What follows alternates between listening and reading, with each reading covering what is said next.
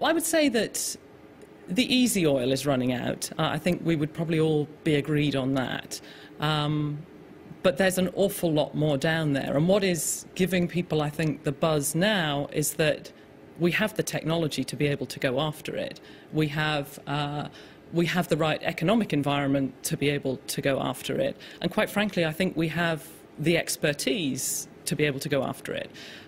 So I think that's what is exciting people and opening up all kinds of opportunities with technology to significantly extend the expected life of these fields. So could this technology and expertise help shape Scotland's future in oil? I just look at our company's experiences alone and what we've done from a technological point of view. Just imagine some of the things that we've done with respect to directional drilling. Place yourself at the top of the Walter Scott Monument, for example, and push a piece of spaghetti down through the monument and all the way through someone's letterbox on the shorefront in Leith. That's what we can do with drilling. How can this technology benefit Scotland and oil in the future? Where the oil sits underneath. Geophysicists like Russell Reiki might hold the key to getting the most out of the North Sea oil fields. This really illustrates just what a narrow envelope we've got to place these wells in. But if I exaggerate it a little, I can exaggerate it a lot so it looks like mountains, and this is what we'd probably prefer to have. And we're really drilling in quite a narrow band. We've got a minimum height above our oil water contact of about 30 feet to allow us to maximise production. So we're probably talking around about this contour here. These geologists are vital to Scotland, constantly reassessing how much oil there is. They're showing me what they can see thousands of feet below the seabed. They make it sound as if they can hit a haystack from 2 miles away, blindfolded. So why is this accuracy so important? If we actually move one of the vertical slices into the middle part of the data, you see that there's a fairly obvious feature appears. What's that? This is actually a salt dome that's present at this part of the North Sea. Does that affect how you would get the oil and gas out, how you would get to it, and how much it might cost you to do that? Very much, actually, because although the salt dome is fantastic for producing the trap that has allowed the oil and gas to accumulate, it's also a potential drilling hazard for us as well. And it will force us to make sure that we avoid the salt dome with the wells. So it's a feature that we can map out in detail with the 3D seismic, and that helps us with the well planning.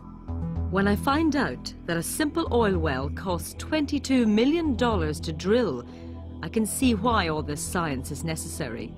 But how has this critical mass of expertise affected Scotland and the North East? North Sea oil is ensuring that unemployment in Aberdeen and Aberdeenshire has been extraordinarily low for the last number of years. North Sea oil, in the wider sense of the fact that it is here, means that the oil and gas cluster can operate on an international basis as well. Some comments on what happened. My investigation has shown me that all these highly skilled jobs are putting the North East in a unique position. But I need to find out how Aberdeen can capitalise on this in the future. This is off the west coast of Ireland, so you're here in Aberdeen and you can monitor what's happening there. Correct. Real time. What is the process that allows you to see everything changing here? We have subsurface tools with sensors in them. If you're familiar with an MRI scan, we've got some tools that we occasionally use, which is like an inside-out MRI scan to see what's happening in the reservoir fluids. Really? But most of the time, this is looking at electrical responses or acoustic responses to evaluate what's happening. And then we can correlate our subsurface models with what's actually happening downstairs and correct it accordingly. The satellite communications making all that possible have another use on unmanned production platforms. We can control subsea wells that are perhaps sitting in Dundee in 500 foot of water from some sort of control centre in the middle of Glasgow. the contribution that Aberdeen and the UK industry has made to the global oil and gas industry is clearly recognised. So I'll take you through now to the test area for the satellite systems. And, Scots like Tom Smith have been part of that process, helping to drive the industry and Scotland's future. So what would this be simulating? So if the vessel's moving around, this will show the range of movement that it can accommodate whilst it can just fix onto the satellite beam. But behind this, on the vessel, you would have all the technology. It could be closed-circuit cameras, it could be voice, it could be data, it could be networks, all coming through this communication pipe that goes up to the satellite and come back. So really, although being shown this satellite technology, I realise how it has enabled Scotland to become the epicentre of Europe's oil industry, one of Britain's best-kept secrets. It's the hidden jewel in the UK industrial crown. I mean, it's fantastic. For Aberdeen, it's been totally game-changing. It's hard to imagine what the UK would have been like, but even more particularly for me as an Aberdonian, what Aberdeen would have been like without the oil and gas industry.